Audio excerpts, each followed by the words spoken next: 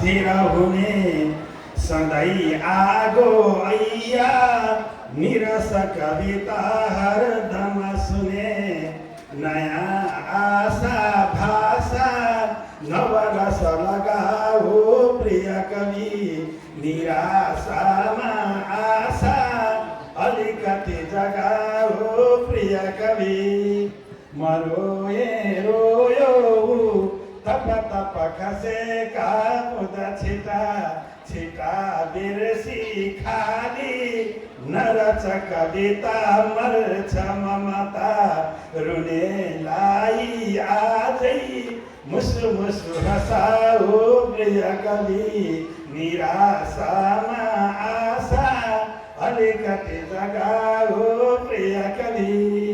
यिनै हरफहरूसँगै यो कार्यक्रम समुद्घाटन भएको घोषणा गर्दछु। धन्यवाद।